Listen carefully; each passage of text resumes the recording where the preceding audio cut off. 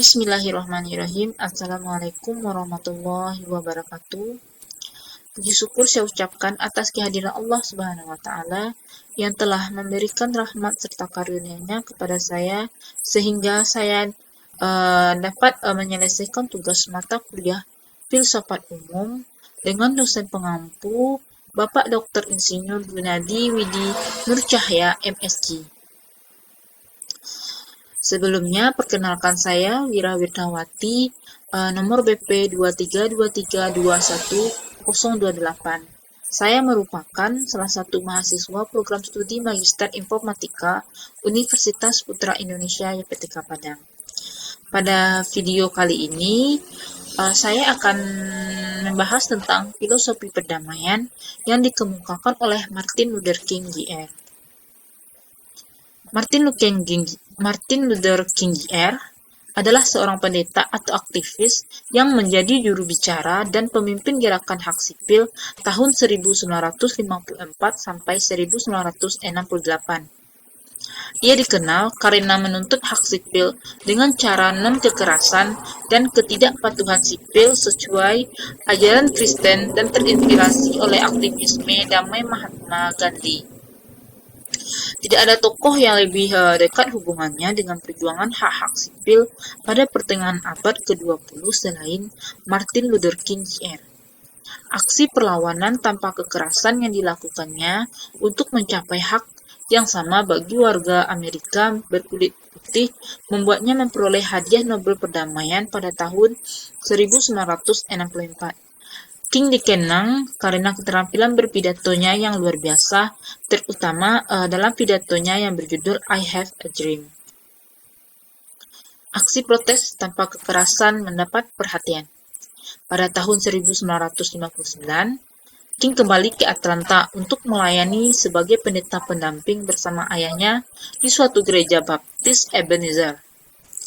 Keterlibatannya dalam aksi duduk di pemilihan presiden tahun 1960 antara Richard Nixon dan John F. Kennedy.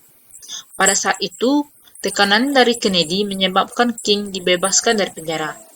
Selama kampanye, King sekali lagi dijebloskan ke penjara, di mana ia menulis surat dari penjara Birmingham yang legendaris, sebagai tanggapan atas seruan dari para simpatisan kulit putih untuk memperjuangkan hak-hak sipil melalui jalur hukum alih-alih protes. King dengan penuh semangat tidak setuju dengan mengatakan bahwa situasi yang tidak adil memerlukan tindakan segera, dan ia menulis, ketidakadilan dimanapun merupakan ancaman bagi keadilan dimanapun. Kita tahu bahwa melalui pengalaman yang menyakitkan, bahwa kebebasan tidak pernah diberikan secara sukarela oleh penindas. Kebebasan harus dituntut oleh yang tertindas. Bersama dengan aktivis hak-hak sipil lainnya, King berpartisipasi dalam pawai Selma Montgomery pada tahun 1965. Serang brutal terhadap aktivis oleh polisi selama pawai disiarkan di televisi ke rumah-rumah warga Amerika di seluruh negeri. Ketika pawai berakhir di Montgomery, King menyampaikan pidatonya tidak lama, di mana ia meramalkan bahwa hak yang sama bagi warga Afrika Amerika akan segera diberikan. Kata-katanya yang legendaris dikutip secara luas saat ini. Berapa lama? Tidak lama, karena lingkungan alam semesta moral itu panjang, tetapi ia membelok ke arah keadilan. Kurang dari 6 bulan kemudian, Presiden Lyndon Johnson menandatangani Undang-Undang Hak Pilih yang melarang pencabutan hak pilih warga Amerika berkulit hitam. Hadiah Nobel Perdamaian 1964 diberikan kepada Martin Luther King Jr. atas perjuangannya yang tanpa kekerasan untuk hak-hak sipil bagi penduduk Afro-Amerika. Ada beberapa kutipan King, salah satunya yaitu kita akan menang. Karena lingkungan alam semesta moral itu panjang, tetapi lingkungan itu membelok ke arah keadilan. Katedral Nasional Washington, 31 Maret 1968. Kutipan selanjutnya adalah kegelapan tidak dapat mengusir kegelapan, hanya cahaya yang dapat melakukannya. Kebencian tidak dapat mengusir kebencian, hanya kita yang dapat melakukannya. Kekuatan untuk mencintai 1963. Kutipan berikutnya adalah, "Saya percaya bahwa kebenaran tanpa senjata dan cinta tanpa syarat akan menjadi penentu dalam keyakinan. Inilah sebabnya mengapa kebenaran yang sementara dikalahkan lebih kuat daripada kejahatan yang dimenangkan." Pidato penerimaan Hadiah Nobel Perdamaian, Oslo, Norwegia, 1964. Kemudian, kutipan selanjutnya adalah, "Jadilah manusia yang berkarir. Berkomitmenlah pada perjuangan mulia untuk hak yang sama. Anda akan menjadi pribadi yang lebih baik, bangsa yang lebih besar di negara Anda, dan dunia yang lebih baik untuk ditinggali." Pawai untuk Sekolah Terpadu, 18 April 1959. Perjuangan King untuk hak sipil dan keadilan sosial. Martin Luther King bermimpi bahwa semua penduduk Amerika Serikat akan dinilai berdasarkan kualitas pribadi mereka dan bukan berdasarkan warna kulit mereka. Pada bulan April 1968, ia dibunuh oleh seorang rasis kulit putih. 4 tahun sebelumnya, ia telah menerima penghargaan perdamaian atas kampanye tanpa kekerasan melawan rasisme. King menganut filosofi anti kekerasan Gandhi. Pada tahun 1955, ia memulai perjuangannya untuk membujuk pemerintah Amerika Serikat agar menyatakan kebijakan diskriminasi rasial di negara bagian selatan sebagai tindakan yang melanggar hukum. Kaum rasis menanggapi inisiatif anti kekerasan kaum kulit putih dengan kekerasan.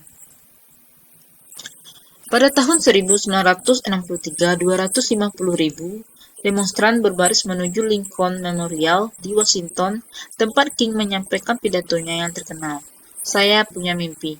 Tahun berikutnya, Presiden Johnson meluluskan undang-undang yang melarang semua diskriminasi rasial. Namun, King memiliki lawan yang kuat.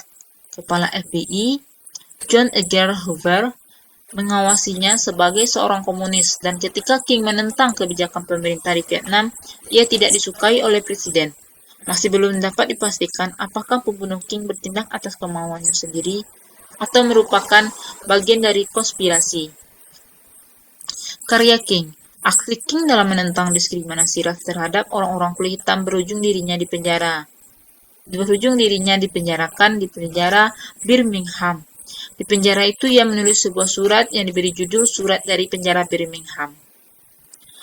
King menyatakan bahwa ia merasa dipanggil untuk menyuarakan suara kenabian terhadap ketidakadilan yang terjadi pada zamannya. Ia juga mengkritik orang-orang yang tidak setuju terhadap pemboikotan bus di Birmingham. Baginya, mereka adalah orang-orang yang tidak peka dan tidak dapat melakukan analisis terhadap penyebab utama dari pemboikotan tersebut. Menurut King, mereka terbuai dalam keadaan yang terjadi dan tidak mampu mendobrak dominasi kekuasaan orang-orang kulit putih. Ia juga menentang tanah milik dan perang Vietnam. Kebesaran Kim terutama terletak pada impian tinggi dan gaya spektakulernya sebagai seorang pendeta. Pidatonya dengan judul "Saya Memiliki Impian" pada pawai berbarisnya ke Washington DC 28 Agustus 1963 membuatnya semakin terkenal. Ia dipuji dengan banyak gelar terhormat pada tahun 1963 dan ia menerima penghargaan Nobel Perdamaian. Perjuangan melawan rasisme. King memimpin gerakan hak sipil di Amerika Serikat tahun 1954 sampai 1968. Ia memperjuangkan kesetaraan bagi warga kulit hitam dengan cara melakukan protes tanpa kekerasan. King menentang hukum Jim Crow yang rasis dan mendorong pemerintah Amerika untuk menyatakan kebijakan diskriminasi rasial sebagai tindakan yang melanggar hukum. Perjuangannya ini membuahkan hasil dengan disahkannya Undang-Undang Hak Sipil pada tahun 1964 dan Undang-Undang Hak Pilih pada tahun 1965. Kemudian, perjuangan melawan perang. King menentang perang nuklir dan perang Vietnam. Ia mengutuk penggunaan senjata nuklir terhadap Jepang selama Perang Dunia II, dan pidatonya di gereja Riverside tahun 1967. King mengkritik peran Amerika Serikat dalam perang Vietnam dan menyerukan gencatan senjata. Kritiknya ini memicu gerakan anti perang di Amerika. Nah, kesimpulan dari perjuangan dari Martin Luther King adalah filosofi perdamaian Martin Luther King Jr. adalah bahwa perdamaian sejati hanya dapat dicapai melalui prinsip non-kekerasan, cinta universal, dan komitmen terhadap keadilan sosial. King percaya bahwa perusahaan sosial yang sejati harus dilakukan tanpa kekerasan dan dengan keberanian moral, mengutamakan pengampunan dan rekonsiliasi daripada balas dendam. Dengan mengedepankan cinta kepada semua orang bahwa musuh serta memperjuangkan kesetaraan dan hak-hak sipil, Martin Luther King Jr. memberikan contoh kuat bahwa perdamaian dan keadilan adalah tujuan yang tak terpisahkan. Filosofinya mengajarkan bahwa kekuatan moral jauh lebih kuat daripada kekuatan fisik, dan perdamaian harus dibangun di atas dasar keadilan, pengampunan, dan cinta terhadap sesama manusia.